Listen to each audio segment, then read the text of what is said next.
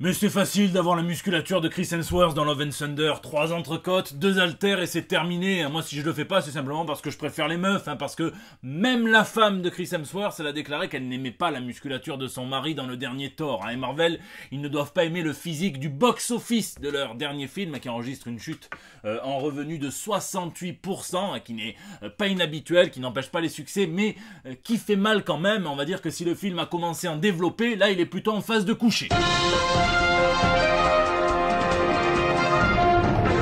Bon, JT Covidé, c'est ma deuxième fois, là je me sens plutôt bien, ça devrait aller, je devrais pas dire trop de conneries, pas plus que d'habitude en tout cas, mais il y a 2 jours j'avais clairement l'énergie des 2 parents de Batman après un ciné, dernier JT aussi, avant le grand retour de la San Diego Comic Con, la grand-messe de la pop culture, alors avec un peu moins de comics cette année, c'est un petit peu chiant puisque c'est quand même marqué dans le titre, c'est dommage, mais on va voir, ça va être un grand test, ce retour de la SDCC, on verra si la demi-molle sera exploitable ou non, donc il devrait y avoir plus de nouvelles la semaine prochaine, là c'est un petit peu le calme avant la tempête, mais ici, votre fidèle commis des comics, vous êtes dans l'émission qui fait le tour de l'actu de l'industrie du comic book et de tous ses dérivés, c'est le 358e JT Comics.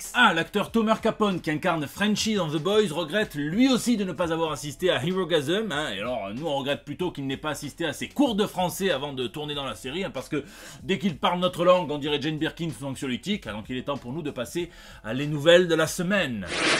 Résurrection. C'est l'été, on veut jouer, ça tombe bien puisqu'on va pouvoir le faire grâce à Todd McFarlane, le scénariste, dessinateur, créateur de Spawn entre autres, qui est aussi entrepreneur dans le cinéma, dans les jouets avec McFarlane Toys et qui se livre aussi au vaudou puisqu'apparemment il compte ressusciter la gamme de jouets DC Super Powers, donc qui était distribuée à l'époque par le fabricant Kenner. C'était dans les années 80 et DC à l'époque s'assurait de se servir des comics pour faire vendre du plastique, puisqu'ils avaient sorti une gamme de comics intitulée tout simplement DC Super Powers avec le même logo, avec les personnages qui étaient ensuite fabriqués en figurines pour les vendre. Alors là, Todd McFarlane n'a dévoilé que Superman, Batman et leurs 2 véhicules, assez voyants et très peu pratiques à garer en ville. Ça fera plaisir aux amateurs de jouets rétro qui vont pouvoir arrêter de les payer des centaines de dollars sur eBay, sauf s'ils veulent absolument le modèle Kenner, et ça risque de prendre de la valeur. Tu connais le système. Attention, un petit peu comme Pinocchio qui rêverait d'un lap dance de Groot, il faut parfois se méfier de ce que l'on désire, et veiller à ne pas s'enflammer, mais là l'été a libéré les ardeurs de pas mal de monde qui n'hésitent pas à parler de leurs envies, des acteurs, mais aussi des réalisateurs comme les frères Russo, qui ont fait Avengers, Infinity War et Endgame entre autres, avec les Captain America aussi. Ils ont déclaré que leur version la plus longue d'Avengers Endgame faisait 3h40, soit le temps qu'il faut à mon beau-frère pour choper 6 ch'touilles et 3 chlamydia, un record mondial. Finalement, ils se sont dit que 3h et 1 minute, ça conviendrait très bien, sinon ils se seraient appelés les frères Peter Jackson et pas les frères Russo, mais ils déclarent aussi qu'ils rêveraient d'adapter pour Marvel le tout premier crossover de l'histoire des comics, à savoir Secret Wars, donc de Mike Zeck et Jim Shooter, qui était conçu à la base aussi pour vendre des figurines, pour aussi faire vendre des titres avec tout plein de monde, puisque c'est le titre où le Beyonder se paye une orgie de super-héros, de super-vilains dans son monde, sur le Battle World. 12 chapitres, et là il va falloir un petit peu plus des 5h30 d'Avengers pour présenter toute cette belle galerie de personnages, mais on verra. Tiens, chez la Warner, c'est Keanu Reeves qui a déclaré qu'il a toujours rêvé d'incarner un Batman, un vieux Batman, probablement toujours moins vieux que Michael Keaton, un petit peu plus vieux quand même que le Pattinson, et on ne parle pas de George Clooney. Et si la Warner ne veut pas, nous on a l'envie d'avoir envie de revoir Keanu Reeves dans le rôle de Johnny, John Constantine, d'autant qu'en plus maintenant il peut vraiment casser des gueules, quasiment sans magie, John Wick Constantine. Et en parlant de blondinet justement, Ryan Gosling a directement éteint toutes les rumeurs qui disent qu'il a été casté pour incarner Nova dans le Marvel Cinematic Universe, mais tant qu'à être là, il s'est déclaré très chaud, voire même tout feu tout flamme, je suis pas sûr que ça soit la semaine pour faire cette vanne, mais tant pis, pour incarner nul autre que le Ghost Rider, Johnny Blaze. Et il a raison, ça se tente. Et puis alors on va parler de ma chouchou, Iman Vellani, Miss Marvel. Alors j'ai pas kiffé toute la série dans son ensemble, mais alors elle, c'est vraiment une vraie révélation. Il me tarde vraiment de la voir dans le futur du MCU. Et en plus, elle ne fait que toujours ramener tout à l'origine, à la source, aux comics, et ça c'est génial. Elle déclare qu'elle rêverait de voir l'adaptation de l'arc Time Runs Out, donc de Jonathan Hickman, à l'époque où les Illuminati,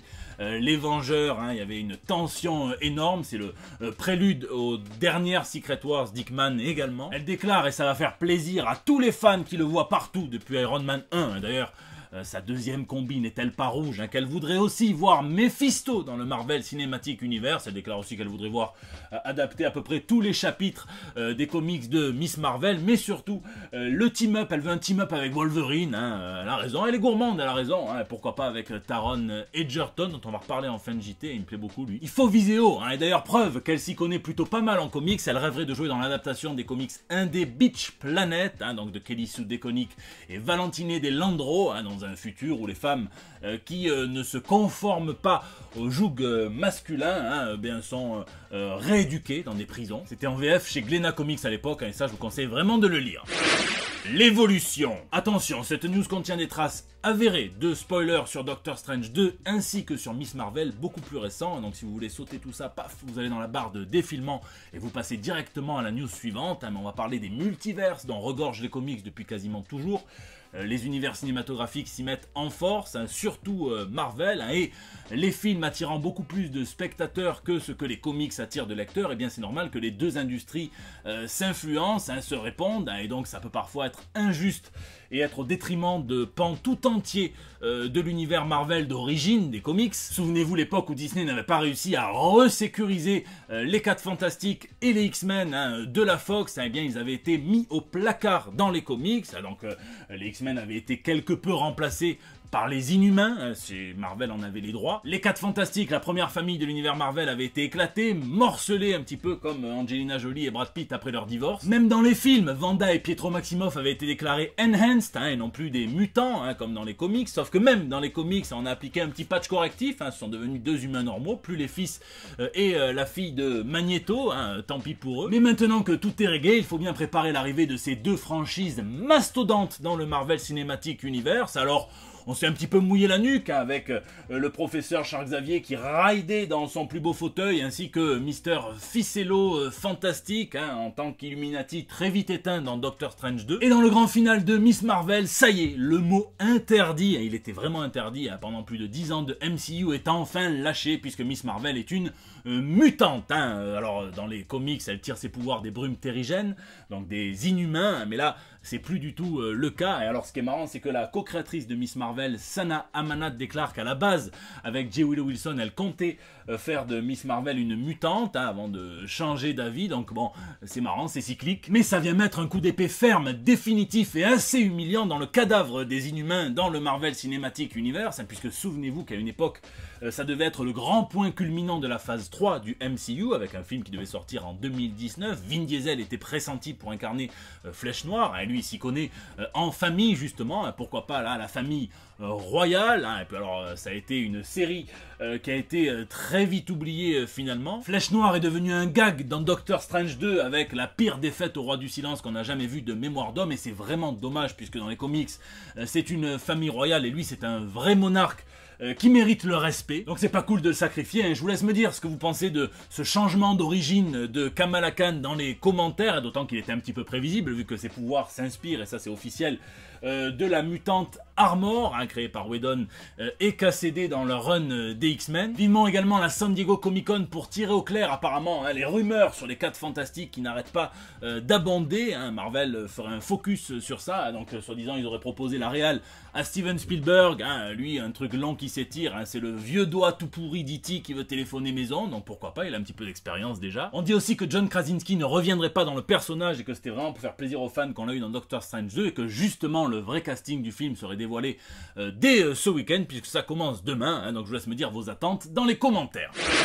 À la page. Et dans les pages des comics chez Marvel, on reste dans les héros purement mystiques, dans les monstres, dans les cimetières, puisque l'annual de Moon Knight par Jed MacKay et Federico Sabatini va accueillir Werewolf by Night, hein, le mal nommé Jack Russell, hein, c'est de suite moins impressionnant qu'un loup-garou. Il sera là dans un numéro qui impliquera aussi le Darkhold hein, et le point de Khonshu. D'ailleurs, on retrouvera les deux personnages dans un titre que Marvel ressuscite aussi, ils aiment vraiment les cimetières en ce moment. Crypt of Shadows, qui était un titre des années 80, hein, donc d'anthologie, là on retrouvera des personnages comme Elsa Bloodstone, Bloodline, hein, qui a un papa un petit peu connu, Wolverine, version Laura Kinney, Man-Thing, plein d'autres personnages, hein, et donc Werewolf by Night, hein, c'est un personnage qui est un petit peu mis en avant, puisqu'on attend un numéro spécial sur Disney Plus pour Halloween en live action. Hein. Donc c'est aussi pour ça que Marvel met à l'honneur ces personnages qui, comme David Guetta, ne sortent que la nuit, pour nous ambiancer, oui allez. Et d'ailleurs Marvel aussi se fait des remixes, hein, ils font du neuf avec du vieux, hein, puisqu'après les deux Ghost Rider qui regrettent clairement en ce moment d'avoir choisi leur moyen de transport quand ils passent à la pompe, hein, celui qui a la moto flambante et celui qui a la bagnole, après le Ghost Rider indigène, après le Ghost Rider qui a choisi hein, le mode de transport qui consomme le moins, hein, sauf si on parle en herbe, hein, où là son seul rival herbivore ça reste Snoop Dogg, hein, le mammouth Ghost Rider. Eh bien on souhaite la bienvenue au Ronin Rider, hein, le Ghost Rider de l'époque Edo du Japon, qu'on découvrira très vite dans les pages des comics. C'est la vengeance bien affûtée, hein, presque aussi bien affûtée que les mines et que l'œil de l'ex-rédac-chef de chez Marvel, hein, et chaque fois que je pourrais le rappeler, je le rappellerai, Joe Quesada dessine super bien, enfin, moi j'adore, hein, elle a regardé sa couverture pour le Amazing Fantasy numéro 1000, hein, c'est les numéros anniversaires, rien que pour ces couvertures, ça vaut presque le coup de faire ce genre de numéro anniversaire artificiel, hein, aussi artificiel que le Daredevil Legacy numéro 650, hein,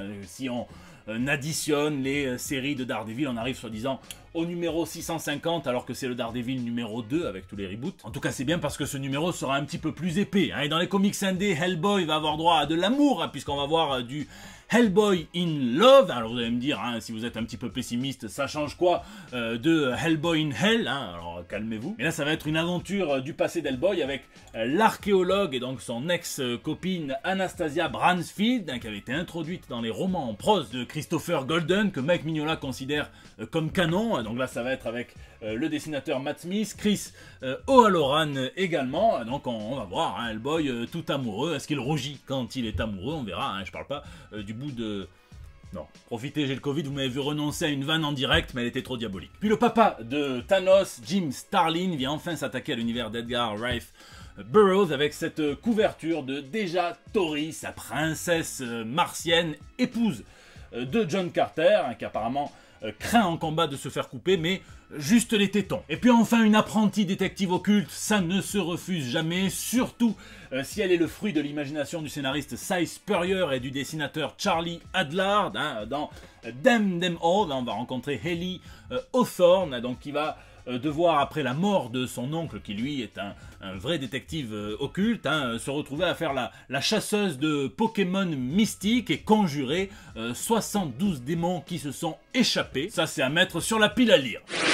Lisez, lisez, lisez, en ce moment je traduis la suite de We Live, donc je ne lis pas grand chose d'autre hein, pour pas me parasiter, mais j'ai regardé le premier épisode de la série Blackbird avec Taron Egerton, que je trouve très bon, il me plaît beaucoup, hein, la série est très bien, hein, tout le monde est bon, il y a Ray Liotta, le regretté d'ailleurs, hein, moi j'étais accroché dès les premières minutes quand on le voit arriver, Taron Egerton, dans un deal foireux de drogue, hein, et donc...